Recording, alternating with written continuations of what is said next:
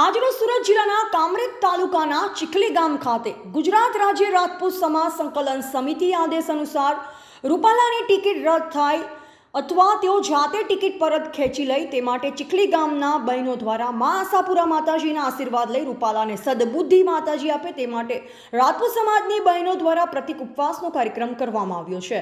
બહેનો દ્વારા રૂપાલાનો અને ભાજપથી નારાજ થઈ પ્રચંડ વિરોધ કરવામાં આવ્યો। રૂપાલા હજુ પણ ટિકિટ રદ ન કરે તો લોકસભાની આવનાર ચૂંટણીમાં ભાજપના વિરોધમાં સમગ્ર ચીખલી ગામના સમાજની બહેનો મતદાન કરશે। બહેન દીકરીના સ્વાભિમાન પર ટીકા ટિપ્પણી કરનાર રૂપાલા જાતે ફોર્મ ખેંચી લે તે માટે માતાજી સદબુદ્ધિ આપે તે માટે ઉપવાસ કર્યા છે। મારું નામ શારદાબેન મહેન્દ્રસિંહ પરમાર કામરેજ તાલુકામાંથી ચીખલી ગામથી બોલું છું। હું મારું મંતવ્ય રજૂ કરું છું।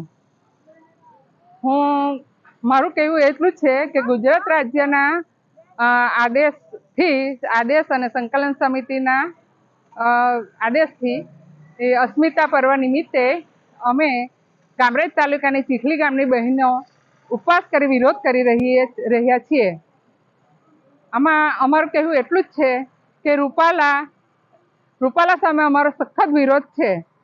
રૂપાલાને અમે એટલું જ કહ્યું છે કે એ માતાજીની અસીમ કૃપા એના પર વરસે અને એને સદબુદ્ધિ આપે અને એ એનું ફોર્મ ખેંચી લે એવી અમારી એમાં જ એનું હિત સમાયેલું છે। નહીં તો સમાજમાં એના ઘેરા પ્રત્યાઘાતો પડશે। અમારું કહેવું એટલું જ છે કે જો એ ફોર્મ ખેંચી લે તો અમે શાંતિપૂર્ણ બધાને સપોર્ટ કરીશું, નહીં તો એના ખરાબ પ્રત્યાઘાતો પડવાના છે જ। માટે રૂપાલાને એટલું કહીએ કે ફોર્મ પોતે ખેંચી લે, નહીંતર અમે અમારું આંદોલન ઉપવાસ કરીને ચાલુ રાખીશું।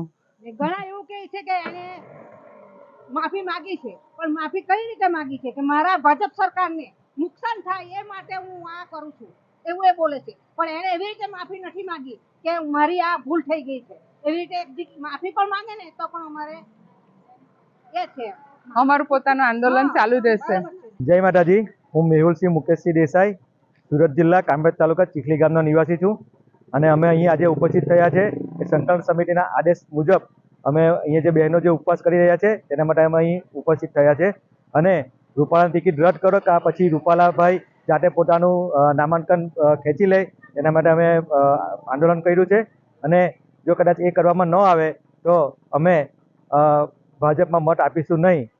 તો અમારી આહવાન છે કે અહીંથી અમે આંદોલન ચાલુ રાખશું। અહેવાલ પરેશ પુરોહિત, સંબંધ ભારત ન્યૂઝ, સુરત।